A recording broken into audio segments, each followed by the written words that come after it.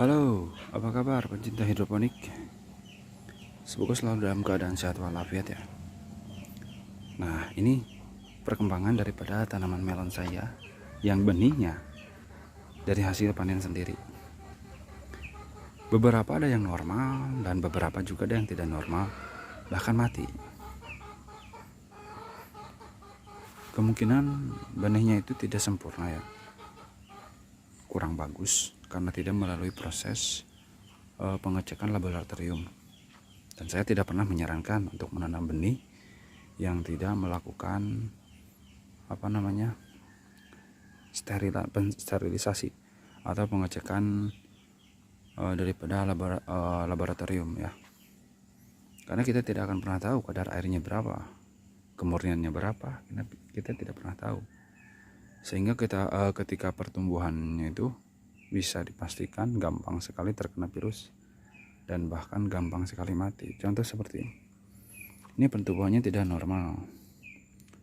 Sepertinya ini dari benihnya. Karena kalau dari pupuk, kalau kesalahan dari pupuk, ini pasti semuanya akan sama seperti ini. Kemungkinan besar ini benihnya yang memang tidak normal, terus gampang sekali terkena penyakit. Jadilah seperti itu. Ada juga yang memang pucuknya itu layu, kemudian batangnya itu busuk. Nah, seperti ini. Asumsi saya sih ini benihnya terlalu muda, jadi pertumbuhannya kurang bagus, gampang terkena penyakit. Ini juga sama, tapi beberapa juga ada yang normal. Saya sudah polinasi dan alhamdulillah ini berhasil. Nah, ini jenis honey globe ya melonnya. Nah, ini batangnya bagus, panjang, ini yang normal. Kemudian daunnya juga lebar. Ini juga sama, saya menggunakan 2 daun setelah buah. Yang jadi batang, daun, buah, batang, daun lagi. Terus dipotong di sini agar nutrisinya fokus pada satu buah. Dan rencana saya dalam satu pohon ini akan menyisakan hanya 1 buah. Ya. Jadi seperti itu. Ada beberapa juga yang memang tidak normal seperti ini. Ini walaupun 2 buah dalam satu tangkai, ini ada 2 buah, tapi tetap ini tidak normal. Kenapa? Ini batang memang bagus, batang utama, tapi setelah buah ini tidak ada daun sama sekali. Kemungkinan ini akan mati, buahnya akan rontok.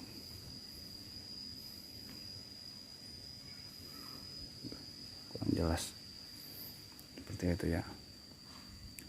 Jadi saya menyarankan kalau memang mau menanam, khususnya menanam melon, gunakanlah benih-benih unggul yang memang standar, yang benar-benar berkualitas tinggi ya, agar mendapatkan hasil yang maksimal juga.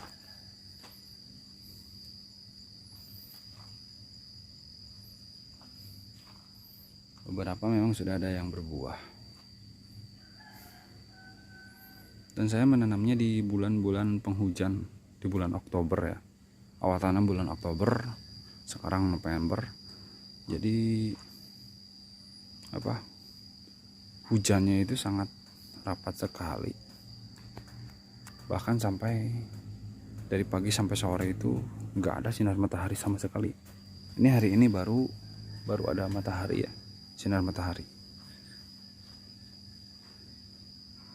Jadi bisa dari situ juga mempengaruhi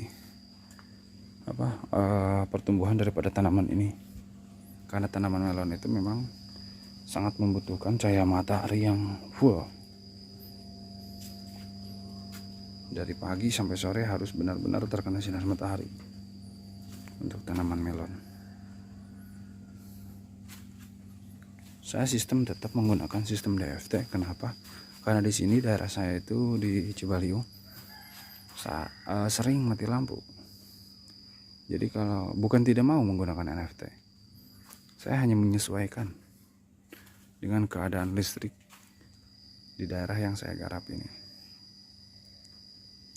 Kalau listriknya stabil ya lebih baik menggunakan NFT, karena pertumbuhannya itu sangat cepat, bisa mengejar produktivitas juga, bisa mengejar target. Tapi kalau listriknya kurang stabil ya lebih baik menggunakan DFT, rakit apung ataupun drip tetes. Jadi jangan hanya terpaku pada satu sistem ya. Kita harus mengetahui seperti apa keadaan listrik di daerah yang mau kita garap. Jadi ini ya hasilnya. Kita lihat di hasil akhir nanti. Semoga apakah mendapatkan hasil buah yang normal atau memang kita tidak mendapatkan hasil buah sama sekali. Karena ini hanya eksperimen dan saya tidak pernah menyarankan untuk menanam benih dari hasil panen sendiri. Lebih baik menggunakan benih yang ada di toko pertanian yang kualitasnya benar-benar terjaga ya. Mungkin hanya itu yang informasi yang bisa saya sampaikan. Semoga bermanfaat.